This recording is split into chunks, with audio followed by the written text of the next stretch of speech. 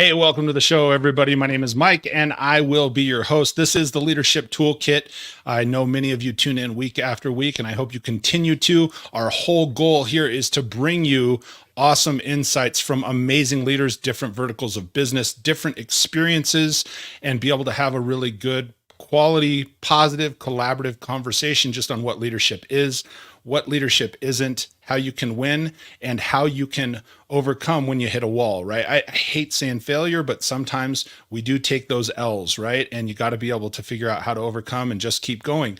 So I've got an absolutely phenomenal guest with me today, Scott Goyette. He's the founder of Go Love Now. He's a transformational coach. He's a transformational leader and an organizational consultant and the business professor. So I'm going to bring him on right now. Welcome to the show, Scott. Thank you for joining me today, man. How are you, Mike? It's good to see you. I am doing really, really well. I'm even better now that you're here. So I'm excited to get into this conversation. So if you would do me a favor and just lay the groundwork a little bit, tell our audience sort of who you are, what you do, some of your background, maybe in leadership and in consulting and coaching. We were talking just a little bit beforehand, and I'd love to learn more myself. Absolutely. So I always like to think that we're all pretty typical people. We've all kind of gone through the route that we're told to do by other people, right? We create an identity built on what somebody said I should become. So you start in high school, you're good at math. Maybe you should be an engineer. Maybe you should do this. You're creative. Maybe you should be an artist. And so I took a very typical road where I went to business school. I got my MBA. I was told that I was good with people, do well with sales. And in a nutshell, I worked really hard at learning how to manipulate situations because I was always told whatever it takes in sports and everything. And so for a long time, I thought the more I had, the more I could accomplish, the better I'd become. And I'd be very happy with that. And I got to an interesting break point where I made the money, had the house, had the second house, had the car, had the beautiful wife, daughter on the way. And I felt empty, like really, really empty. One of those empty feelings where I'm like, is this it? And I went through some difficult years where I don't think I was a good leader. I don't think I was the best version of myself. I don't even know that my wife, daughter, or friends could even call me the best person because I just felt lost. And then in that present moment, I realized leadership, growth, becoming who I really want to be was always on the inside, and I was seeking things on the outside. And so to start this off, when I think of leadership and to bring me where I am to this point today, you've got to start doing the inner work. You've got to create a very consistent energy, even in light of all the difficult situations in the outside world, things in Israel, Palestine, Ukraine, here in the US. You've got to figure out how to make your energy super consistent in alignment with love and alignment to the best version of yourself. And if and when you can do that, you're going to make the world a better place, starting with you. That is what an intro, man. What a start. So no, I think Appreciate you. Yeah, man, you are spot on. And sometimes it takes me a second because I just sit here and take it in. I'm taking notes and I'm doing all the things. But as you're saying, hey, you got to start by doing the inner work, working on yourself. So let's dive into that just for a minute when you're saying, because that can mean different things to different people. For you, when you were saying, hey, doing the inner work, what are 2 or 3 places that someone, like maybe tangible actions that somebody could take to start? Hey, I know I need this. Yeah. Where would they pick up and start from? Yeah, it's a beautiful question. And it's one that we all need to have conversations. And I don't want to subdivide this into men and women, but I also host men's retreats. My wife and I do retreats around the world for both men and women. They're similar but different. And so starting sometime for a man, and I'll just bring this up first, is very difficult because we've got this identity that says I need to be strong, I need to be tough, nothing hurts me. I don't need any inner work. And so we just sit here and we beat ourselves up with the emotions that are always coming up, and we push them down and we just play tough guy, and then we implode. Sure. So I would say, without question, male or female, and I really just want to lean in for men who are listening to this, start with awareness. If you feel like crap, the universe has a really, really good knack, not a good knack, it's what it does. So universe, Yes. God, creator, they're going to make you feel uncomfortable with intention when you're going in the wrong direction. So listen to that one more time.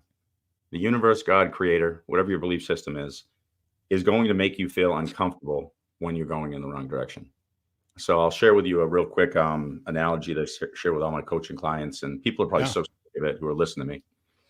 But we are the river. We are in a river, and it's a beautiful flowing river. So we're all fractals of the source of that river. Aside from that river, we have rocks, and sometimes there's rocks in the middle of the river. Right now in our existence, we are hitting some rapids, so those rocks are showing up, and we see an aggressive displacement of a lot of people. We can call it an awakening. We can call it what we want. We have a tendency as human beings to want to get out of the river and stand on a rock and call that comfort. But guess what happens? If you're the river, you're staying in place and you're stagnant and there's zero growth.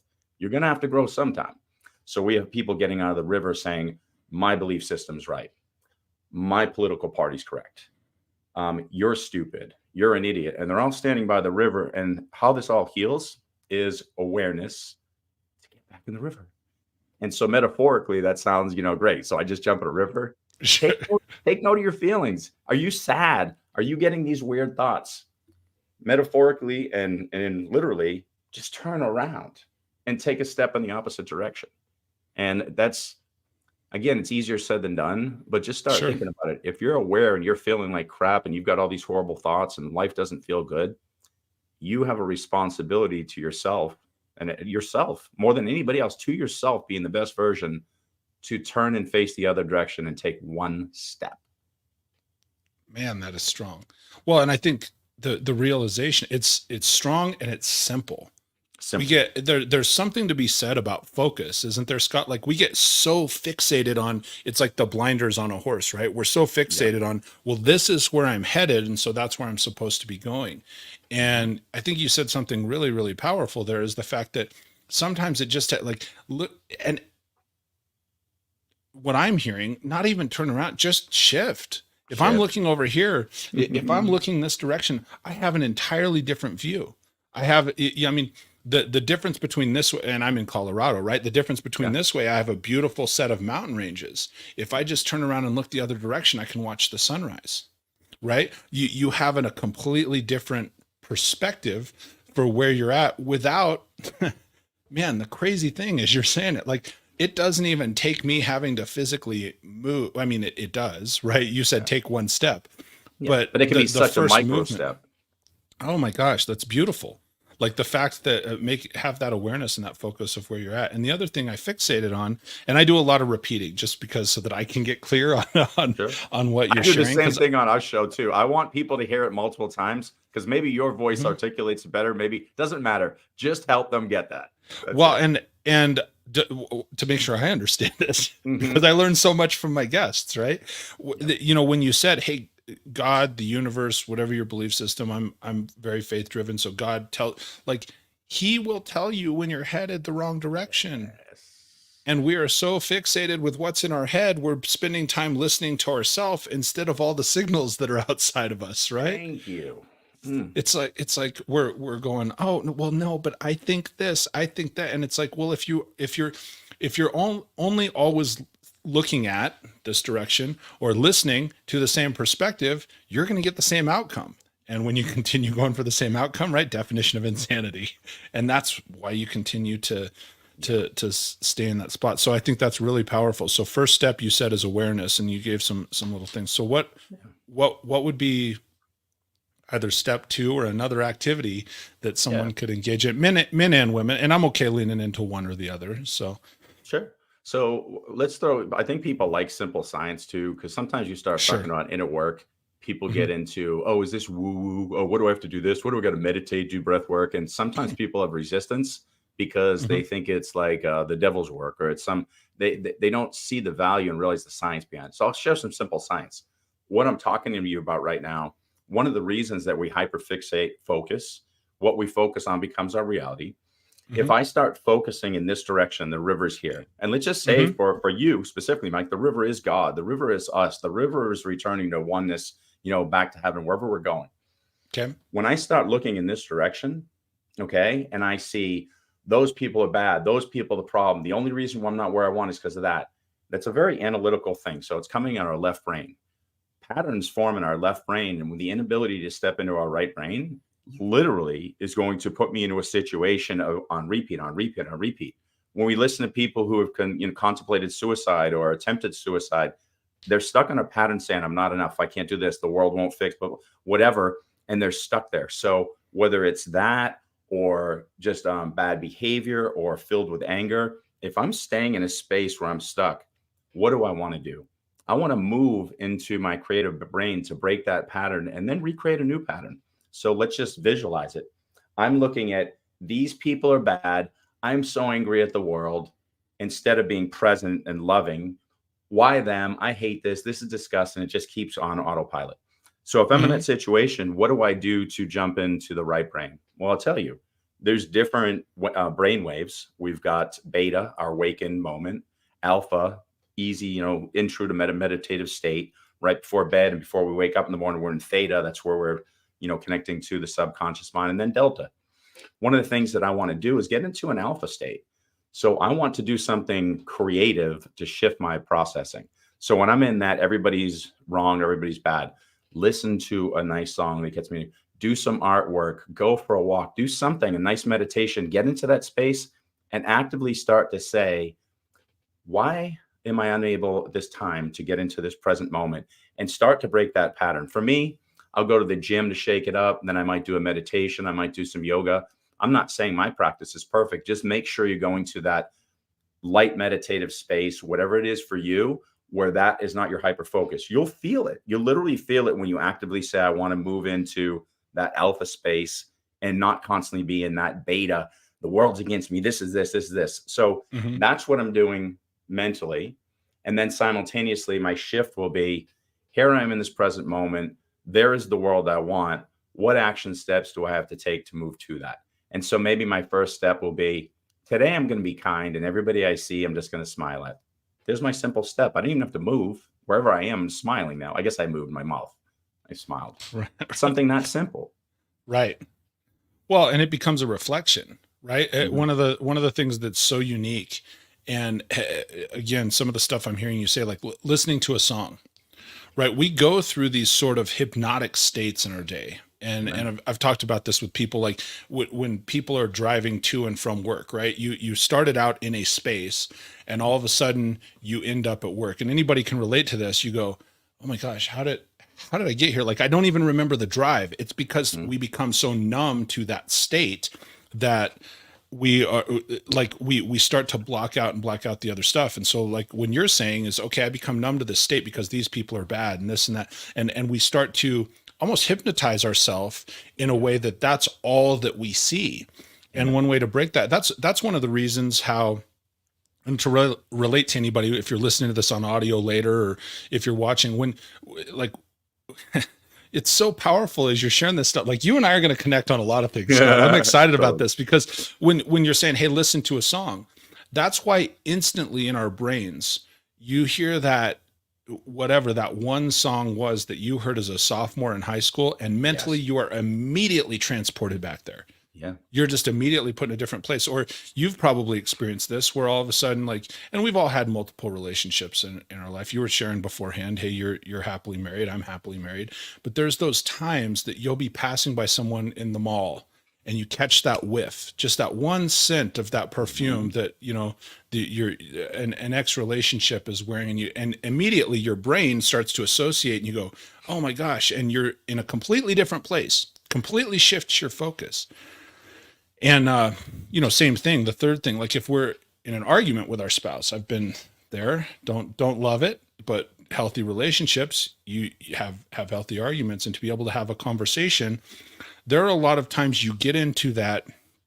In psychology, I think they call it a crazy eight, right? You get into that crazy eight state and you're in the argument with your spouse or someone, and you're just going and you're hypnotizing yourself, so to speak, in a way that the argument or excuse me, the action of arguing is the focus, and it's no longer the outcome being the focus.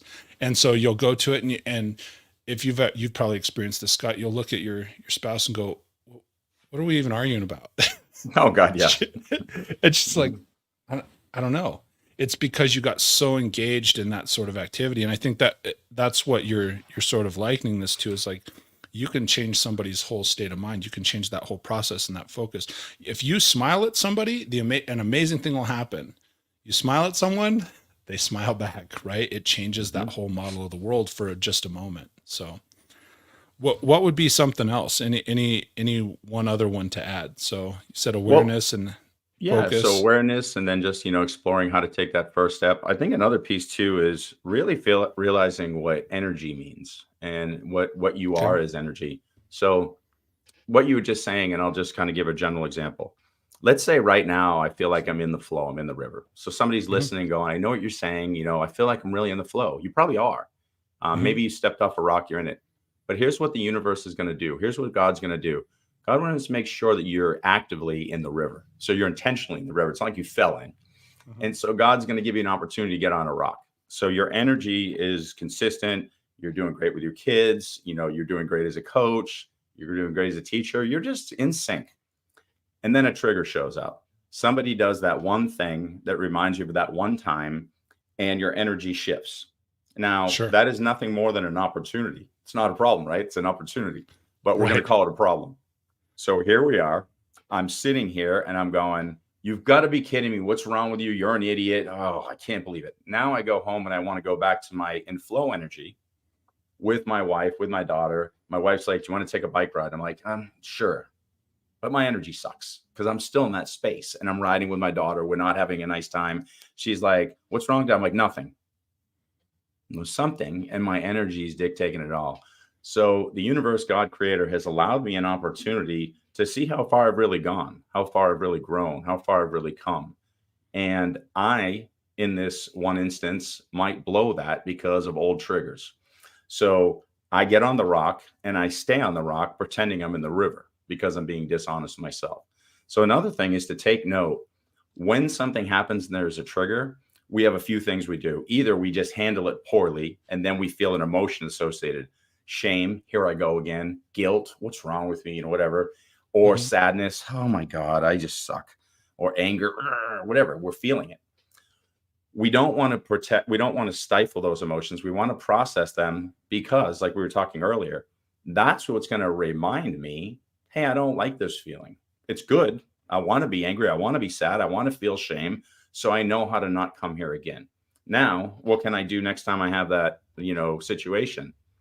I had two choices. I could have turned and left brained hyper reactive to the situation, or I could have said, I'm going to go in a new direction. I'm not Hmm. going to respond. My energy is more important. And is this going to be easy? No, because here's what's going to happen. You're going to go, but I'm right. That person's an idiot. They're stupid. Why should I not get upset? I'll tell you why to not get upset, because it just destroyed your energy and you jumped out of the river and now you're miserable. There's your answer. Now, I also want to be very honest with you. I blow it all the time. So I'm sitting here preaching from a pedestal, which I'm not. I'm speaking from you, from another human to another human, laughing at my own foolishness. And these are all beautiful opportunities to make yourself a more effective leader 24/7. Now you're going to make, mistakes, you're going to fail, but how can I quickly fail forward and how can I quickly fail back into the river and not stay on those rocks? So really think about that. And I think that's super important. This comes up a lot in my coaching, Hmm. is how do I maintain that energy? And there's tools and tricks, but awareness again is very important. Number one. Well, and I Mhm. think, one of the things well, there's a couple different directions we could go from here. One of the things you sent me in the email we exchanged was, leaders, the most impactful transformational leaders have to lead by example. Well, how do you lead by example? First things first, right? Is you have to take care of yourself. And you've probably heard this analogy. It's like, and it seems like a lot of people use it, but like, and some of this could be cliche, right? But you can't pour from an empty cup, right? There's Yeah. a reason that on Say it the too much. airplane, the reason on the airplane that they have you put your mask on first and then the next person, is because you can't save someone before you've saved yourself. Like, and we start to, as humans, go, well, yeah, I've heard that before, and it becomes cliche and we become numb to it. But the reality is it's true. Right? Super you true. you have to, to be an impactful, inspirational, valuable leader, I think it's, and this is something we don't talk about enough. I get in on the show and I've had guests on, and we always talk about like, what are the leadership traits and what can other people do? And I think it's valuable. You bring the point like, well, let's not talk about what other people can do. Let's start with you, right? Mhm. Let's start with you first. And then one of the things that you said, because you brought your daughter up here, like on the bike ride, because you were saying just even right before the show, there's times for you that that she's the leader, even of your Mhm. household. So I'd love for you to expand on this, because, and let me set up the audience first, because we were talking just for a few minutes. None of this is ever scripted, just so everybody knows. I try and keep it like 5 minutes before the show, and we try not to even talk too much, because there's always these nuggets that come out, and it's like, oh man, I wish we were live. Well, one of the Sure. things that you said was, sometimes my daughter will lead even of the family and me, and make a difference. And I'd love to hear more about that. But secondly, the thing that says to me is, regardless of the position that you are in, Scott, as the normal leader of your family, the leader of your household, and so forth, you, as a leader, sometimes you have to know when to step back and follow as well, and Mhm. accept those things. So would you expand on that for me just a little bit?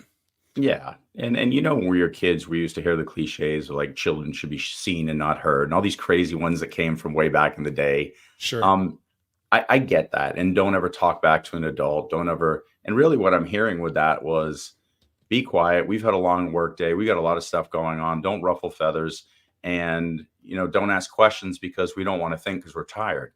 And I totally get that. Like have grace for those people in the situations. Have empathy. Sure. But here we are now. We've had an ability to be educated in a lot of things. Look closely in the mirror. Learn what the inner work is for us through very woo stuff, very scientific stuff, and curate what works best for us and be a discerning. So what I found with my daughter is, when I make mistakes, what I wish I had and what I want people to have is somebody who's in front of me going, "Yeah, I totally blew that one," and almost in a way laugh with it.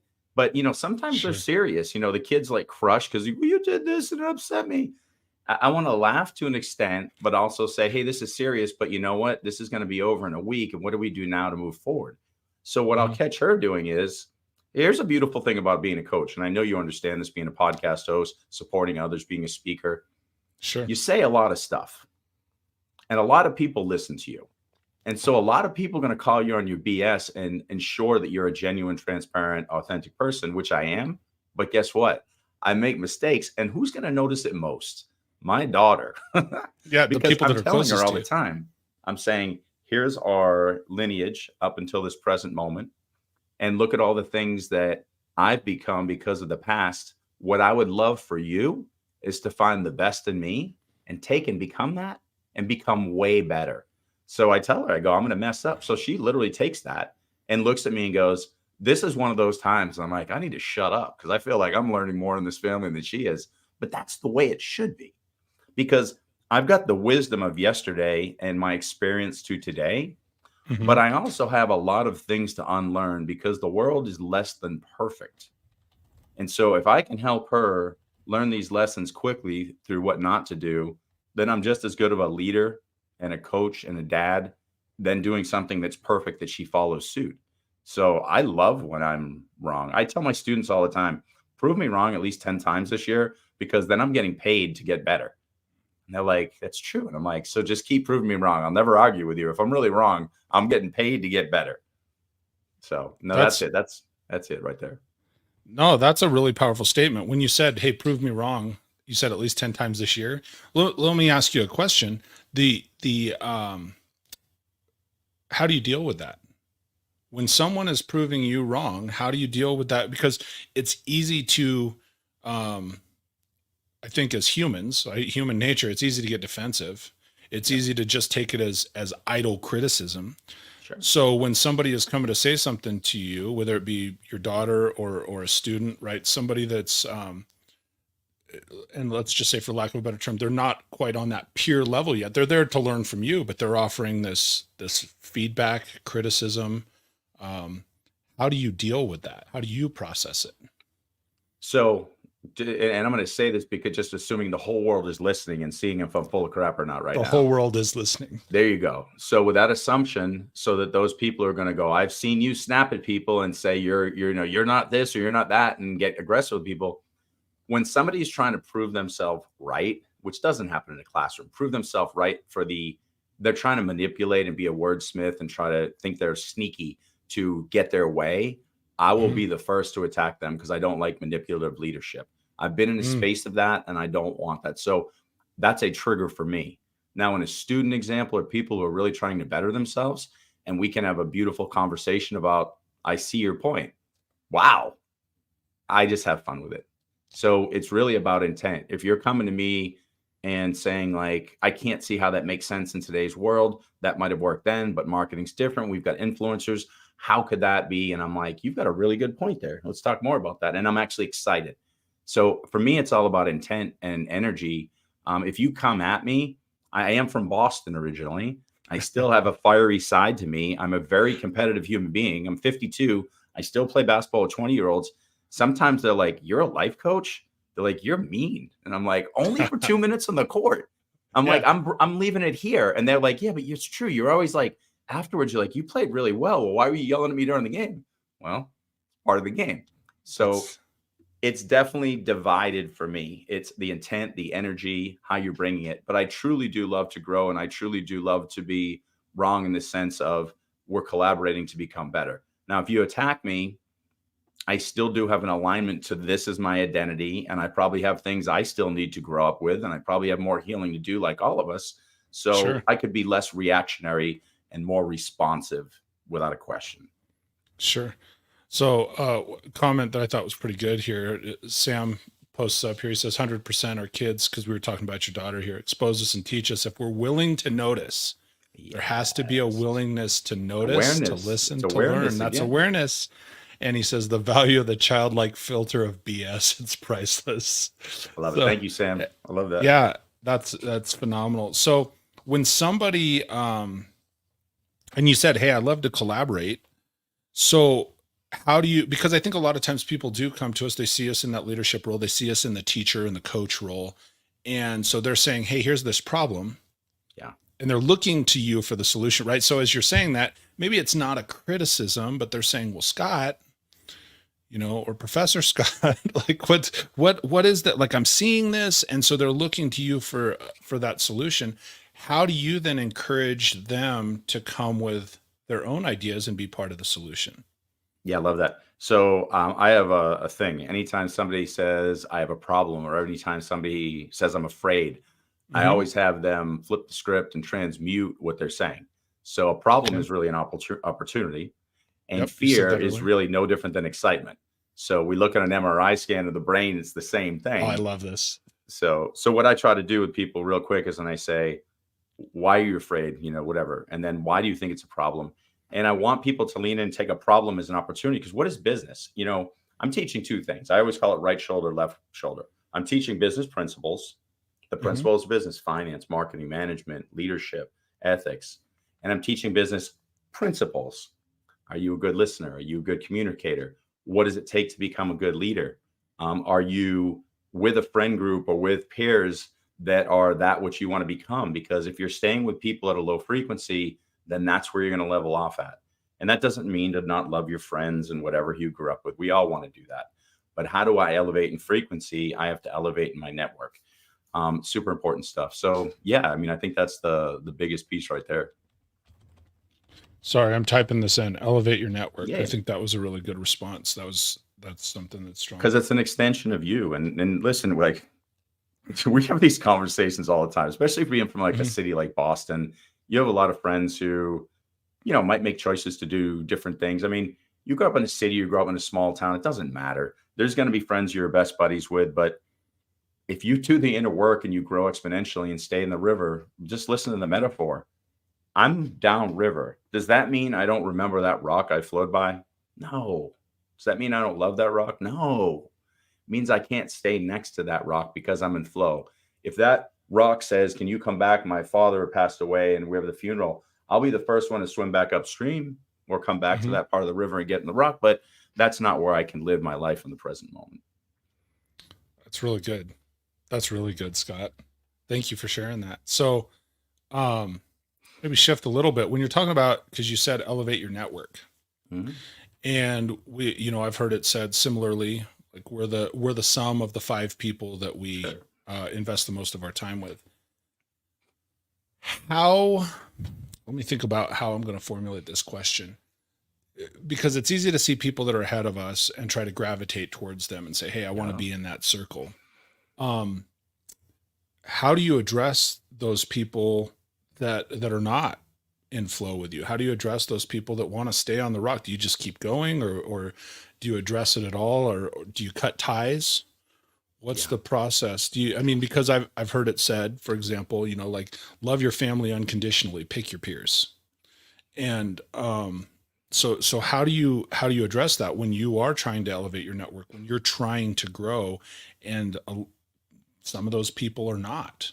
Do you Yeah. address them at all? It's an incredible question. And Chris Roush, my co-host for podcast, The Yeah. Unfiltered Experience, he talks about people are in your life for a reason, a season, or a lifetime. And there's nothing wrong with that at all. That's just part of the way, we exist. Mhm. To answer the question about, choosing family and all that, do we get rid of them? The world does a really nice job when we're embracing each present moment. So let's just say, for example, I'm embracing this present moment and I'm in my right energy and I'm in that flow. If Mhm. I'm in flow, I will move to a space where I'm not getting rid of that person. You're going to have them yelling down the river going, "What do you think? You're too cool. Oh, you don't like me anymore," as you're flowing. You're going to have that. But deep down, the energy from you as a fractal of source and them as a fractal of source both knows the reality. You're in a space where you're ready to lead and walk home, aka the leadership that we're talking about, and Mhm. they're not there yet. And there's nothing wrong with that. Offer them empathy. But here's the deal. Think of this, we can call it devil, negative energy, inability to recall who we truly are at source and truth and divinity. Doesn't matter what we want to call it. There's something that feels like it wants to yank us to those Mhm. rocks. And so it's an active intention for me to get in that river each and every time. Like I said, something's going to try to pull me off. So my answer to that question, building that network, is the network is the river. And so when you get in there with consistency, what happens is, let me share something with you that I've been doing this analogy as of Sure. recent that I really like. Okay. Imagine God, universe creator says, I'm going to create this world and I'm going to create it. Really, it's going to be a game. And I think this really makes a lot of sense. And I think will resonate, with you as a religious man or anybody, if you think about it. Imagine God, universe creator, just has this infinite plane and drops pieces down of this puzzle. This puzzle we could just say is in form of a body, but there's millions of pieces. So we'll call them cells. Okay. So imagine if all the heart cells have to find each other to get back together, all the lung cells, all the skin cells, all the brain cells, they have to find themselves. And eventually, when we come back together, that would be heaven. That could be returning home. That could be recalling our truth. Here's why we have an inability to rebuild that self, that truth. We Mhm. put masks on. We put masks on, and they Mm. allow us to forget. So imagine I'm trying to find my fellow heart cell. If I took the mask off, I'm like, there you are, there you are. When I say elevate in frequency, what I mean is take the mask off.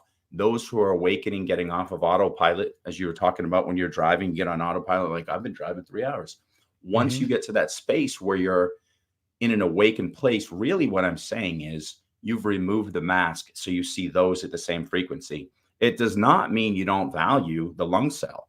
It does not mean you don't value your friend who's a skin cell who might be your family member.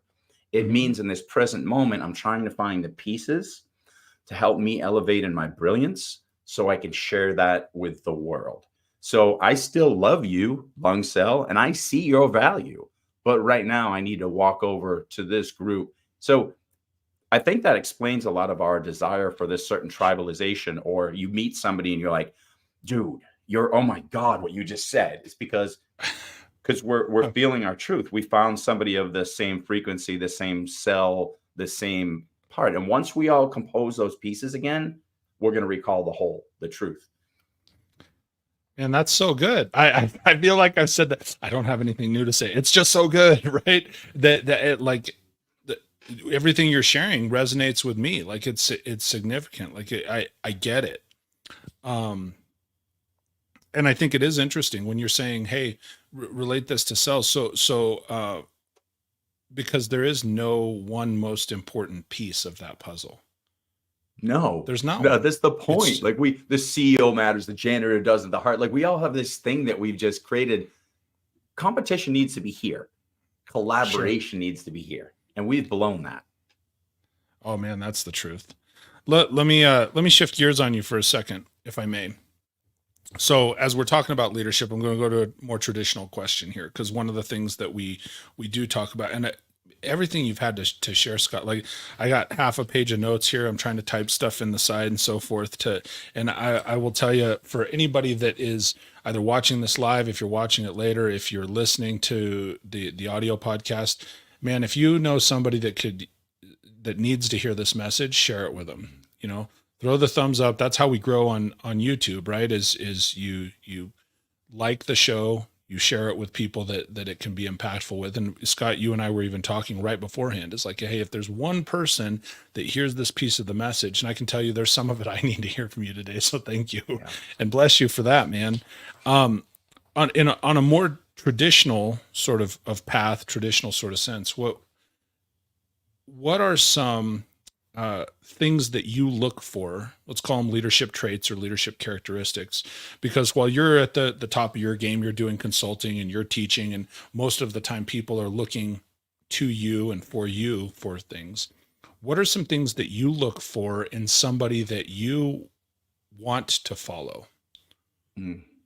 Yeah, it's a relatively easy question. It's one of those that, it might sound hard, but so I'm going to just tell you a quick story. One of the Yeah. things that was big for me when I was younger was I always had a sports, hero who's a year older or 2 years older. So you watch what they did, how they were successful, and they were your mentor. And I'd always had mentors in sports because I was an athlete. I was a football player, basketball player. So Mhm. those were very important things to me. What I noticed is as I got older, I would say, I want a mentor or whatever. And they tended to be in business because that was a natural migration. My competition was in sports. Now it's in the business world. Mhm. And I was always upset because I'd find somebody who was great at business, but I didn't like their spiritual beliefs. I didn't like the way they acted, outside of work, or so I expected them to be everything.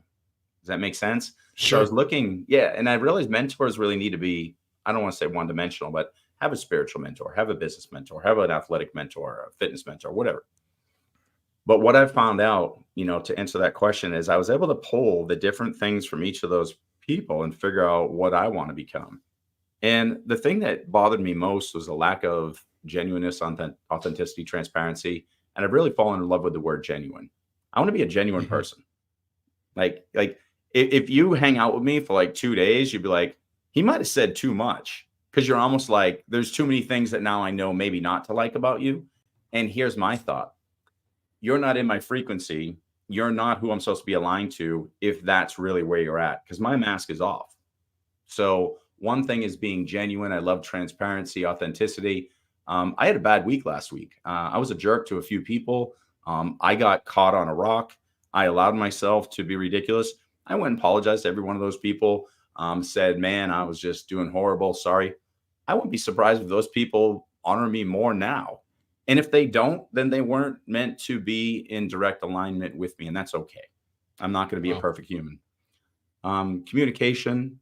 I always like to talk about empowered listening. One of the things I teach in my coaching is how to listen in such a deep way, and maybe not, here, whatever. Like when I'm one on one with you, how do I listen in a way that my energy can be healing to what you're sharing with me? And there's a lot of studies on that, a lot of stuff, through Buddhism. There's a monk, I always butcher his name. Was it Nat Thich Khan or something like that? And he had passed Okay. away a few years ago. But he talks about how to heal from the listening. And so I'm receiving in such a way that it's almost like this circular energy flow where I'm helping that which is holding you back kind of just dissipate. And so the leader can have skill sets like that where they can listen in such a way that's just amazing. The other thing I shared earlier, without a question, is can I hold my energy? So imagine, the company's about to fail. And there's all these things that could happen. Could I hold my energy and be in a space where I'm saying right now, hey, here we are. I could be hyper reactive and say, you're fired, you're this, but I'm gonna throw the facts out and go, here we are. Here's the truth. I think we still might be able to get through this if these things happen. Are you guys willing to jump up and make this go? And I'll guarantee you, if I'm managing you, I'm not going to be one of those 68% of people who's going to leave a job because of not liking their manager. I've respected you from day one because that's how I manage. So I'm going to have a lot of people who will jump up and make something work that didn't look like it could work because I held my energy and I was responsive and not reactive. So communication, holding the energy, leading by example. I mean, we could go on all day on like specific. Oh yeah, lists, we could have a 4-hour seminar. I think that's a good summary. No, that's really good. And yeah, I typed it here in the chat too, as you said, being genuine, communication, empowered listening. I think it's a really strong way to put that, and then holding energy. So on the flip side of that, and maybe they're just diametrically opposed, but what are some, and I came up with this term, what are some leadership weaknesses that you're like, absolutely not, I will not be involved with that person? Yeah, I want to say dishonesty, and I want to say, and I'm trying to think of how to put this. I've seen a lot of people who they've made an excuse for their trauma. And I'm trying to think of how to put that. You've got your trauma. Like, listen, I could sit here and talk about my trauma all day long and how I've gotten to this space and whatever. But I see a lot of people in leadership roles who are still playing a victim and hiding behind such a thick mask, and they're talking behind each other's back. So the dishonesty, the lack of genuineness, I just want real people. I mean, I can't stress that enough. I've had a few instances where, like I said, I've stepped onto a rock. The universe has been challenging me with that. People who are dishonest, people who speak behind your back. I actually had somebody in a group that I'm in say, he's full of shit. He can't be this nice. He's not real. And I'm like, if you've met me, I mean, you like right now, you could be like, hey, can I have a free hour coaching? I want to go through this. Sure, dude. Like, I mean, I'm always like, okay. Is this really going to help you? Is this going to change the world? Let's do it. Like, I'm always doing that. So when somebody says that you're not genuine, it really, really hits a space because you can just follow me and just find I mean, it's all out there. Like, you can see the inconsistencies don't exist. Where I make a mistake, I go, yeah, I blew that one. So when people don't do that and then project their crap on me, I mean, you can hear even my language and my energy is changing. It gets right me very now upset. I know. Yeah, because so I'm really good at going in that space. Like I can shift to a space very quickly. Like you said, when you hear the song and you're a sophomore again, because you smelled the perfume. Yeah, totally. And so I go to that space of irritation and anger, and then I've got to learn how to get back off that rock and get in the river. And that's a beautiful part of being a human, is I can show that, hey, I can get on that rock and I can be upset, and I know my way back home to the river, and come join me. And I'm not saying I'm better. I'm not saying I'm this or that. What I'm saying is, there's the river, dude. Let's get in it together, because we know that's where we belong. And that's it. Yep. No, I love the analogy, and I love that you've carried it through the show, because it's like, and one of the things that I've heard several times too is, it's like, hey, sometimes, because the river's flowing and there's rocks, maybe you don't jump in head first, but you got to jump in. There you go. Maybe you tiptoe in because it's cold. Right. So, kind of, we're kind of coming down the pipe here. We're about 45 minutes in. I got one more question, maybe two more, but what is something that you, either now or in the past, have really hit a wall on, have struggled with, and how were you able to overcome it, or what did you learn from it? Like, what's something that you could share, a tangible thing with the audience, that like, hey, I did this and here was the outcome and this was what I went after, among the other things that you've shared, right? Oh, and I'm going to give one that I think will resonate the most. Not my favorite, but the one I think, lack mentality.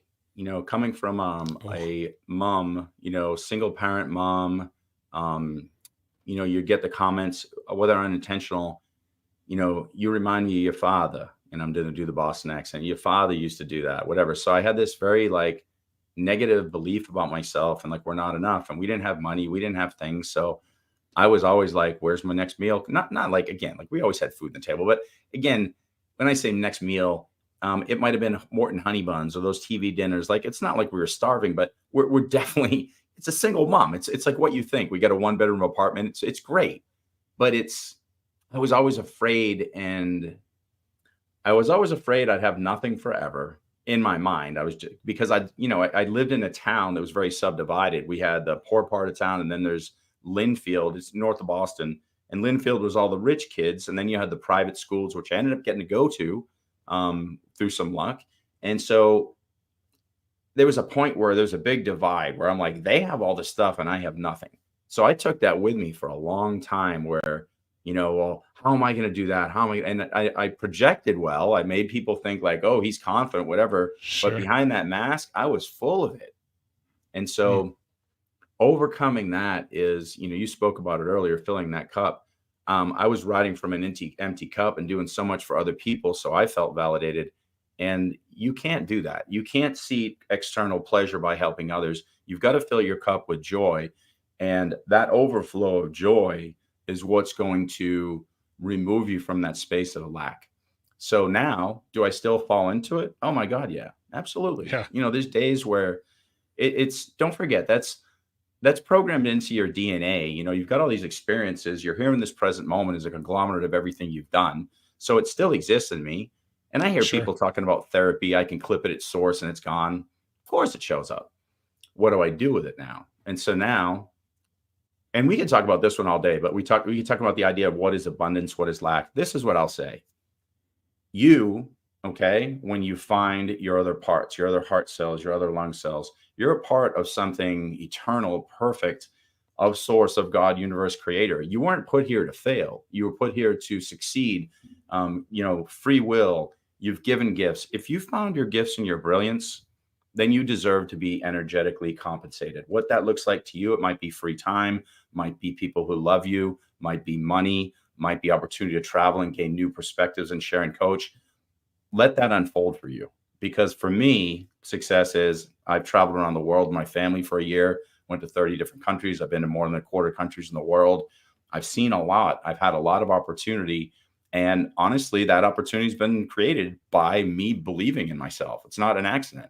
And so I want that for you guys. Decide what success is to you, but it's got to start with finding your brilliance, loving yourself enough, getting out of a space of lack, and finding that abundance and what that looks like to you. Dude, that's so good. I just, couple things, because we are right at the tail end of the show. And if you've got, any final thoughts, I'd certainly give you an opportunity to share, but let me be the first to tell you thank you, because I will tell you what you have shared today is certainly stuff I've needed to hear. So like you said, God puts people for a reason, a season, or a lifetime. It's starting here with a reason. And I'm just telling you, I needed to hear a lot of this. So thank you, Scott.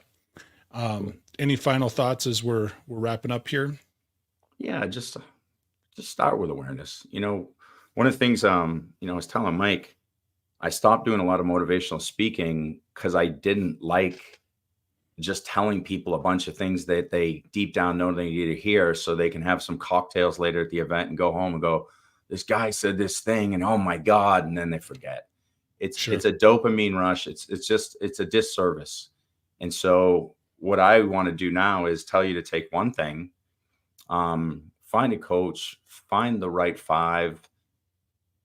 The biggest thing is start with awareness. You are your own hero.